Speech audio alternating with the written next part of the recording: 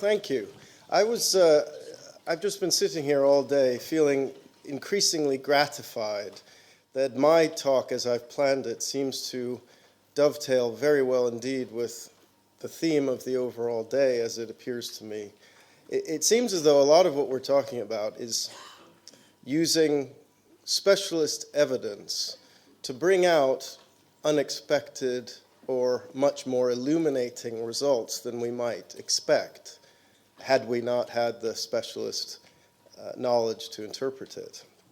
And for a long time, I've been obsessed, I suppose, with the subject of armor, not only how it works and what it looks like, but also what it meant to people, not just as a piece of equipment, but also as an art form, as an expressive art form that says a tremendous amount about the person inside. The title you have in your papers is a very old one. I was asked to do this a long time before the skeleton was actually found, I think. And I've talked to the Society a few times before about Armour and Richard III on various different levels. Richard's armor, whatever it looked like, has been a bit of a hobby of mine for a while. It's purely speculative, of course, but it's a speculative game that I've liked to play for quite a long time. And speculative exercises can be hugely illuminating because they can motivate you to ask questions that you wouldn't have thought about otherwise. And it's very much the case with Richard's armor. If you ask yourself, what did it really look like? What did he actually wear? It spiders out into all sorts of other areas. It can lead you to contemplate what he expected the Battle of Bosworth to end up like. How did he expect to fight it? How did he think it would play out? What was his attitude to himself and his kingship? How did other people see him? There's all sorts of interesting questions that can come out of thinking something as apparently simple as that. And I have to rattle through quite a lot today. I'm not going to repeat anything I've said before, really. I'll try to summarize very quickly. But I'll try to get through all the basics as quickly as I can, because the main thing I want to do today is respond to quite a lot of questions I've gotten about the relationship between Richard's apparently effective career as an armored warrior and his spinal condition.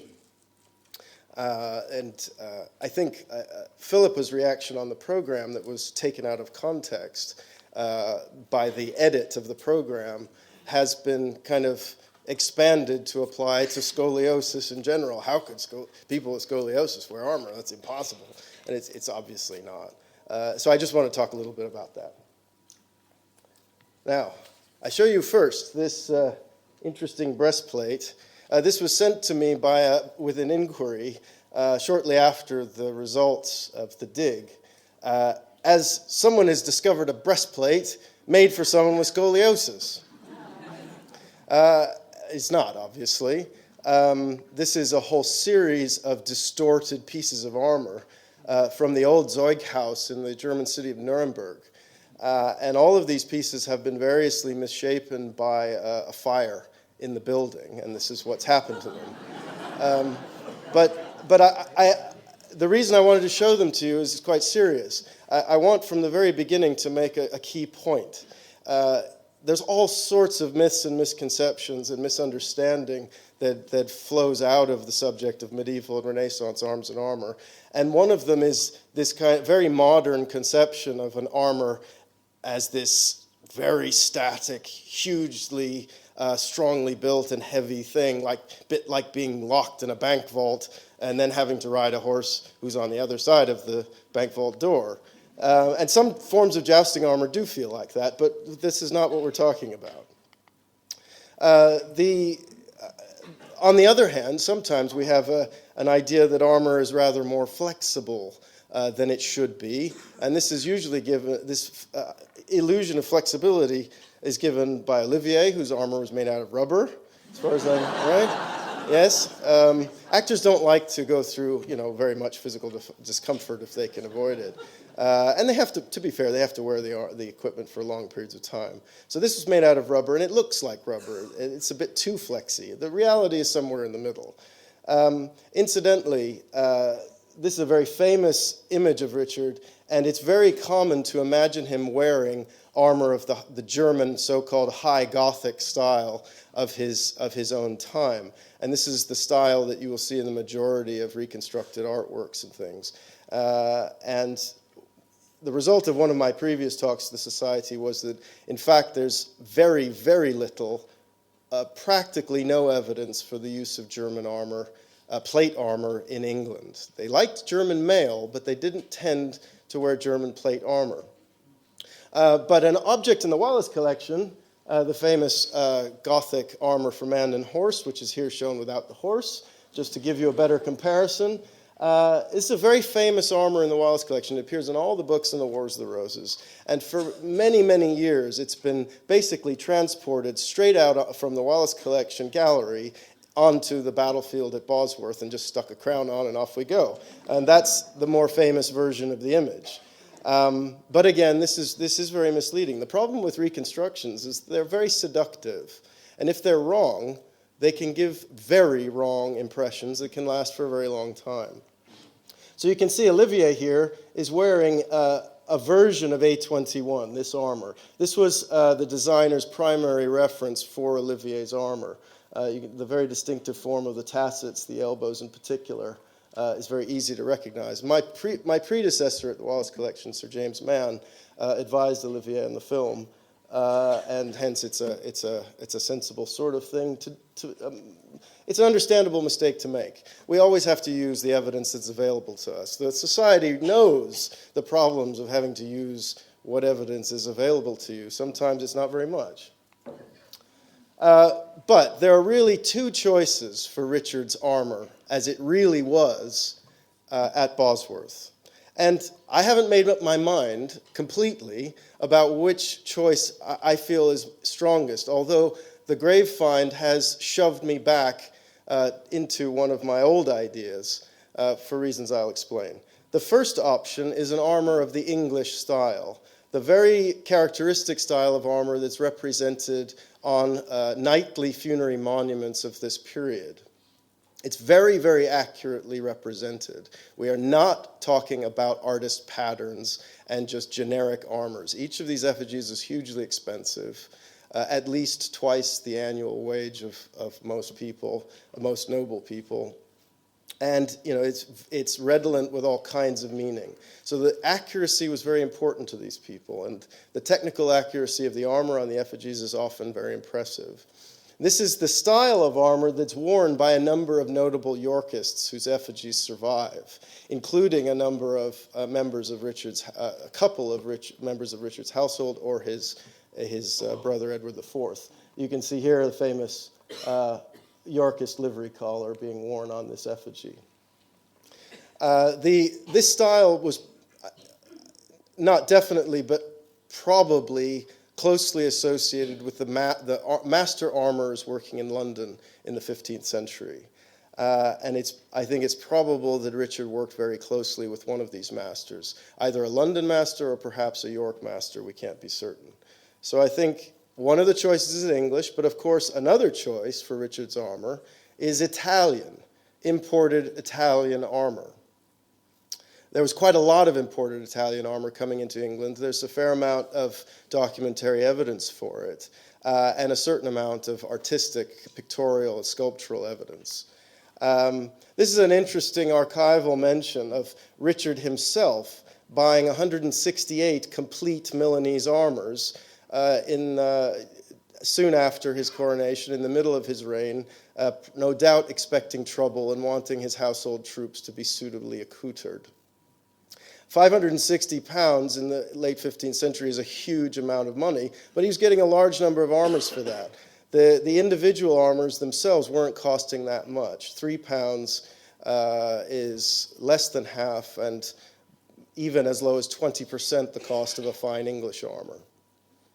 So I can't help wondering, of those 168 complete Milanese armors, how many of them were being worn by members of Richard's mounted household at Bosworth?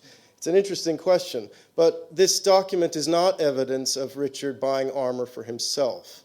Richard's own armor would be very much more expensive, 15 probably easily as much as 20 pounds because of its richness, because of its quality, the fact that it is absolutely custom made as opposed to being off the peg, if you will. But these are, here you can see, this is a surviving Milanese armor of the sort of quality that I think we're talking about. It's a nice armor, but it's rough. They haven't polished it as much as they could have. They've been working fast, turning the edges. These are all things you can do to lower the individual price. And these are a couple of English monuments.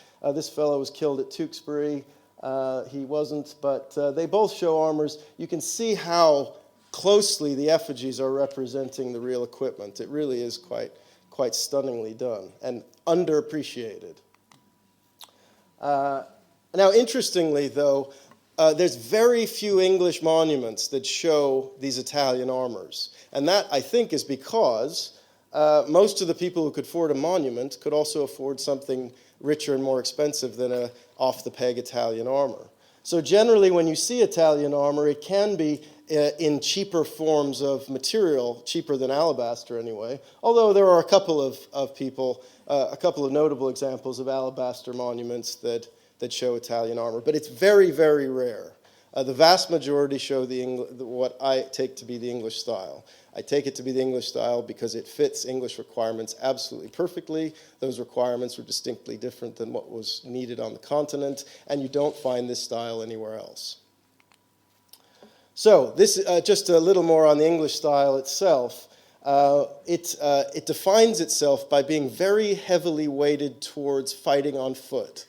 This is what English knights did. They fought very rarely on horseback, or if they did, it was because they were planning something devious, a night attack or a flank attack out of the woods, as at Barnet, or they're routing an enemy who's already broken.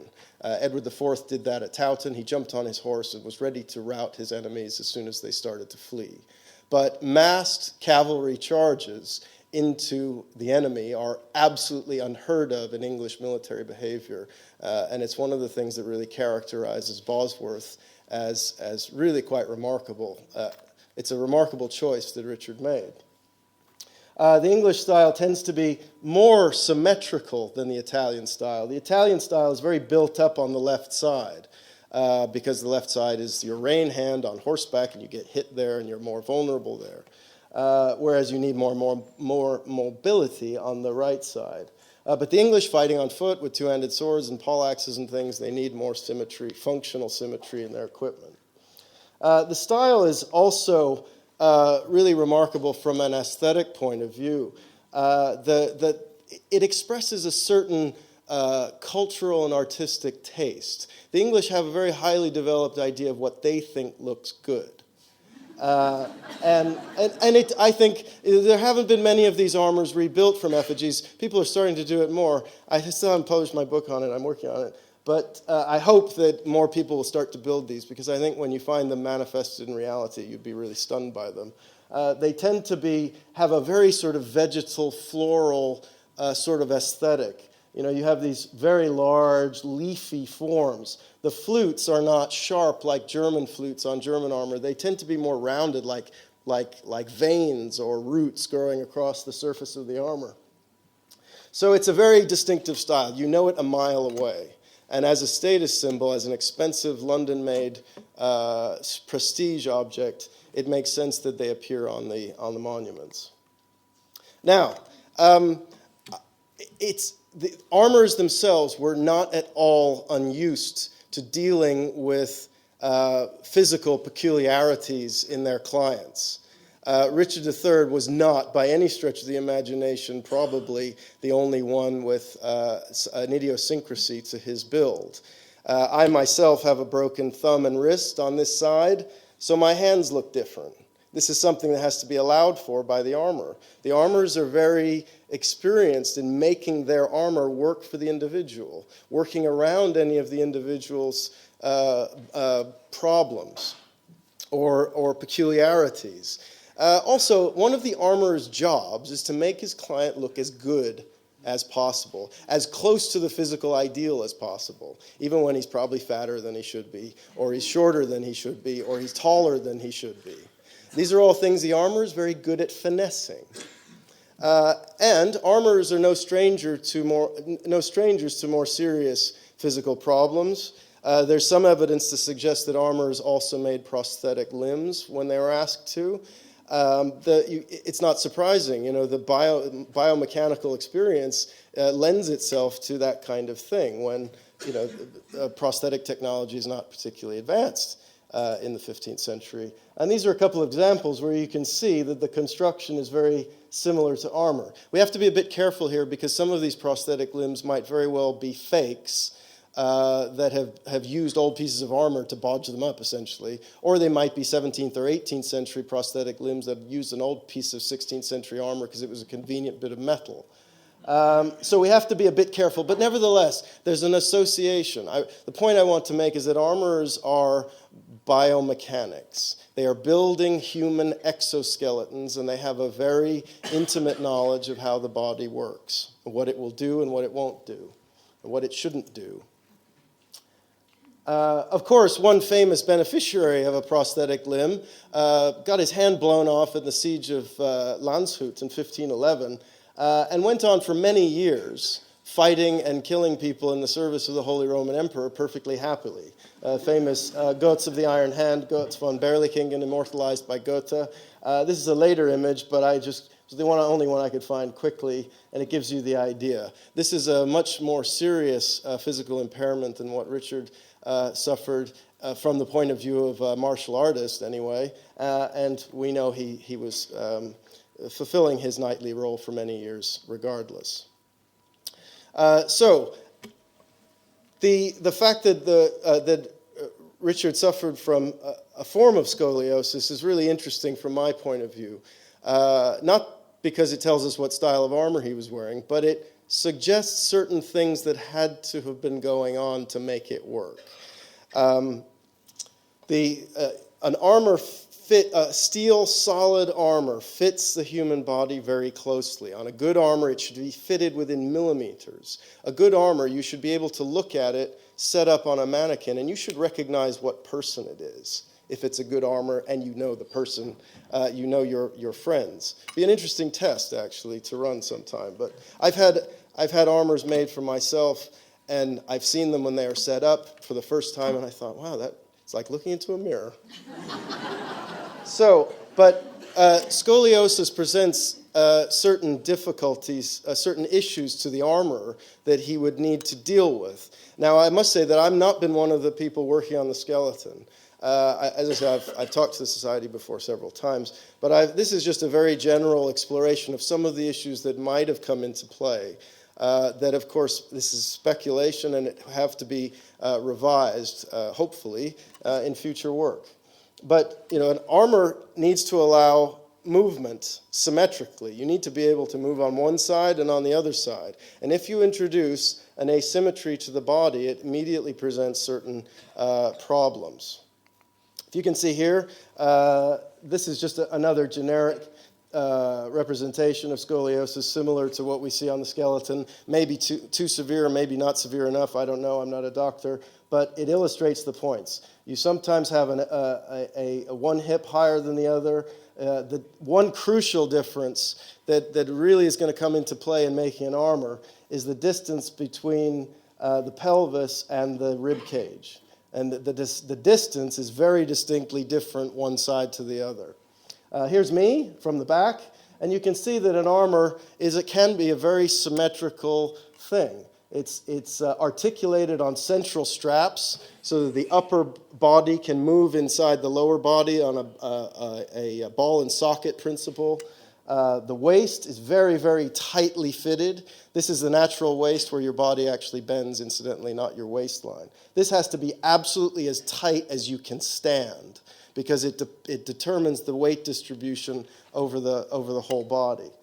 So, you depend on this being horizontal, and you depend on this being vertical, and that the two sides of the body have similar mobility requirements, because the plates have to allow for the movement of the body inside it. So if you have a body where one side has very different spatial requirements than the other side, you're immediately running into problems for armor design. Richard would have required a much greater volume on his right side than on his left, which is very hollow.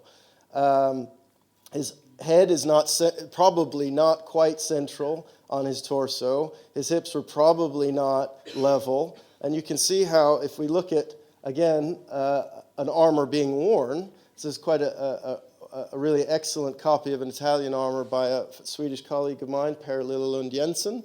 And again, you can see straight line of the waist, supporting a lot of weight on the armor, the central strap, which has to be central to allow the body to move side to side.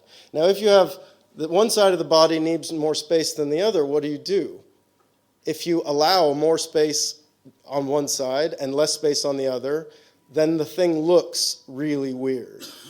And the armor can start to accentuate radically body features inside which you may actually want to minimize or disguise as much as possible. But if you reduce that allowance of volume inside on one side to try and make it look more symmetrical, you start to squeeze that side of the body and constrain that side of the body. So you either can't move or you look like a barrel. So there's a lot of really quite substantial problems going on here. Here again, I just wanted to show you an action shot, just give you an idea of that armor is a dynamic thing. It's not meant to be sitting, slightly to one side in a museum case somewhere. It's a dynamic thing. Here you can see my lower cuirass. There's space allowance in there. It allows this upper body to shift side to side and move around and dip and do all the things you need to do to avoid your 6.5 foot tall opponent's poleaxe. So, I've been working with Robert McPherson, a hugely talented American armorer, who also, of course, knows a great deal about how the anatomy and how the body works. And he has done up he's illustrating my book on the subject, and we've worked up a few drawings just to give you a sense of some of the issues and an initial speculation on where Richard's armored appearance would have to go to make it work. So this is an average 5'8" English knight of the period wearing an English armor of the period. 5'8", because that I understand from the literature such as it is at the moment that Richard himself would have been 5'8" if not for the scoliosis. So this is what he would look like if he hadn't had that condition. And that's him. I've made him about 3 inches shorter. Again, that's just a guess. He could have been less. He could have lost less height because of scoliosis. He could have lost more. But here, Mac and I have come up with this reconstruction as an idea for what his armor would start to look like. Now let's have a look at what's going on here. There's a comparison. There's a few different issues here. First of all, Mac in his drawing has put in a generally slighter build, the gracile character that the people who have handled the bones have commented on. So his limbs are slightly narrower and so forth. That's all reasonable. His head and neck are slightly right of the center of his pelvis. Scoliosis is reducing the height of about 3 inches. Again, that's a guess. I'd really like to know more about what the experts think the skeleton really did, how he did stand. Because his feet are missing, I gather we don't quite know what his stance would have been like and whether he would have had any sort of abnormality to his gait. The right shoulder is higher than and bonier than the left. The right side of the chest is very convex and bulky, as I said, and the left is hollow under the arm. So you have this is not just the character of the torso when he stood still. When he's moving, especially when he's bending over, the different side of his body behave differently and have different requirements. The left hip is higher than the right, and there's a bunching up under the right ribs because of the position of the pelvis. So, what does that mean for the armor? Here, the armorer, Mack, virtually or artistically, has made the cuirass as symmetrical as possible. We're positing an idea that the armorer is trying to make Richard look physically as normal and what's the right word? In the medieval context, if I was speaking in the 15th century, they would regard him as afflicted or unafflicted, I suppose. So we have this roominess. We allowed some functional roominess on the right side, but tried to minimize it. He'd have to deal with a bit of restriction to make the armor look more or less normal. Now, this is an interesting point. Armorers are very good at fooling your eye, making you think someone is thinner than they actually are, make you think that someone is taller than they really are, by the way the plates break up the body. So here, this is one idea that Mack had. He's gotten rid of these medial ridges, right? If you get rid of those ridges artistically, it's hard. Your eye doesn't have, it loses a frame of reference. So it's harder to tell that the sides of the body look different. That's an easy thing to do, and it has actually quite a profound visual effect.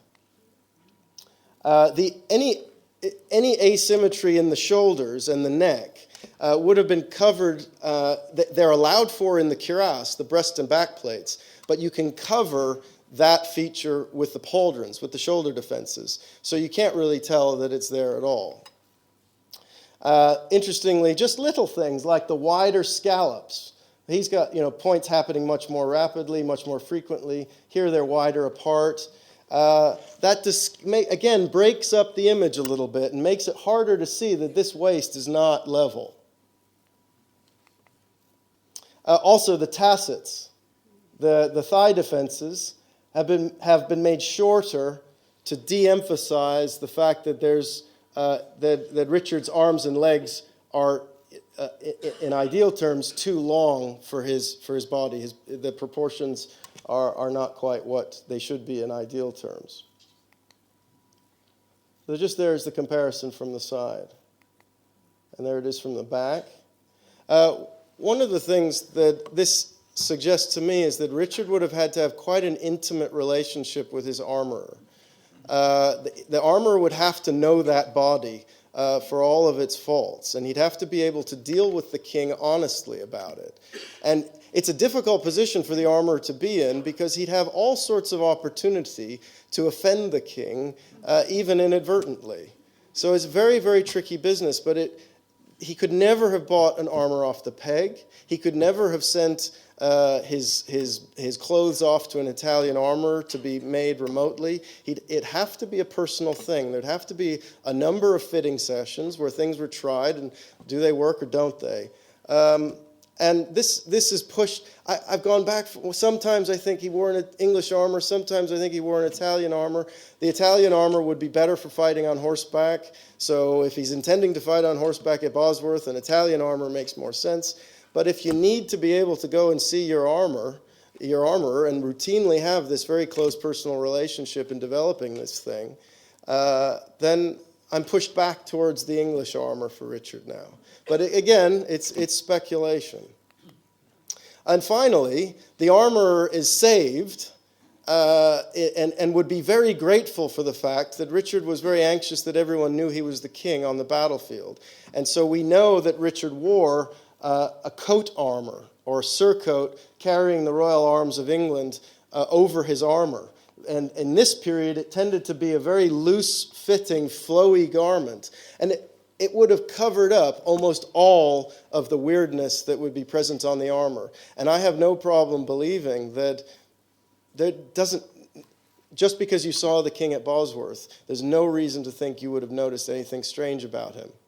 And if you take the civilian clothes of the period into account, that are also very voluminous and loosely fitting, there may be very few people who actually knew that there was anything odd about the king's body at all. They might have heard rumors about it, but it might have been impossible to see even when he was stood in front of you. It's just an interesting interesting thing to suggest. So I'm going to now stop. We're going to do questions at the end. I want to turn over to my learned colleague because he has very much more to say with hard evidence. We've planned this very down to the last word. And so I've said how the king is going into Bosworth, and now my learned colleague will tell you how he came out of it. Thank you very much.